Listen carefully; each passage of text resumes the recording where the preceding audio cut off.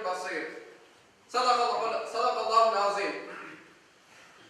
Pek aziz ve muhterem Müslümanlar, bizim bugünkü hutbemizin mevzusu Miraç gecesi hakkında olacaktır. Sayın Müslümanlar, içinde bulunganımız mübarek 3 aylarda emniyet ve mana kazandırgan gecelerden biri 25. Mayıs'ını 26. bağlagan mübarek Miraç gecesine inşallah kavuşacağız. Pek çok hikmet, sır, mucizeler dolu olan bu gecede İsra ve Miraç hadiseleri meydana geldi. İsra, Yüce Allah'ın sevgili Peygamberimizle gecenin bir anında Mekke'deki Mescid-i Haram'dan Kudüs'taki Mescid-i Aksa'ya alıp varmasıdır. Miraç ise Allah'ın Peygamberimizle aynı gecede Mescid-i Aksa'dan yüksek kök katlarına çıkarması, sonra da insan, cin, melek ve diğer mahlukatın tükendiği sınırga erişmesidir. İsra hadisesi Kur'an-ı Kerim'de İsra suresinin ilk ayetinde şöyle anlatılmakta. Bu gece ona ayetlerimizden bir kısmını göstermek için Muhammed kuluna Mescid-i Haram'dan etrafını mübarek kıldığımız Mescid-i Aksa'ya alıp vargan Allah-u Teala 90 sıfatlardan uzaktır. O hakikaten eşiticidir, korucudur. Recep ayının 27. gecesinde meydana geldiği İsra ve Miraç hadisesi sahih hadis-i şeriflerde tafsilatlıca anlatılgandır. İsra ve Miraç hadisesinin hiç şüphesiz bildiğimiz, bilmediğimiz pek çok sebep ve hikmetleri var.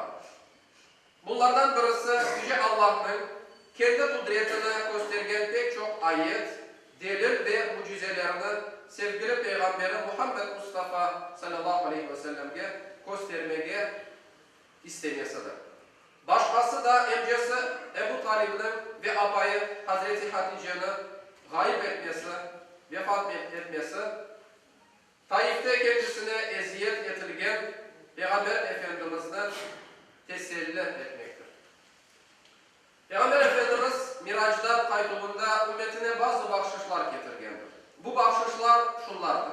5 vakit namaz, Bakara suresinin sonki 2 ayet, Amin Resulü ve Allah'a hiçbir şeyini ortak koşmadan olgen kimsenin günahları affı edileceğinin mucizesidir. Aziz müminler, duygu ve hislerinin coştuğu, dua ve niyazlarının semaha yükseldiği, inananlarının kalpleri rahatlık bulduğu bu gecede gönüllerimizde umut ve ilahi aşk kandillerini yakayım. Miracının en güzel haberini ruhumuzda istediği. Miracının ilahi yükselişinin gönül ve ruh temizliğinden geçtiğini unutmayın. Bu mübarek gecenin gerekli gibi faydalanmasını bilmeliyiz ve bu geceni gafletle geçirmemeliyiz. Gündüzünde oraza tutup, gecesinde kaza ve nafil namazlarımızı kılmalıyız. Kur'an okumalı, Peygamber Efendimiz'e salat ve selam getirmeliyiz. Günahlarımızı bağışlaması için Rabbimizden istek yalvarmalı, tövbe ve istiğfarda bulunmalıyız.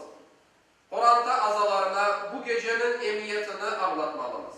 Ana baba ve akrabalarımızı mübarek gecenin tebrik etmeli ve hayır dualarını almalı, olgenlerini hatırlamalıyız.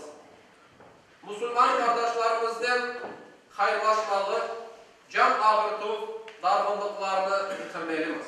Etrafımızdaki fakir, fukare ve muhtaçlarına el uzatmalıyız.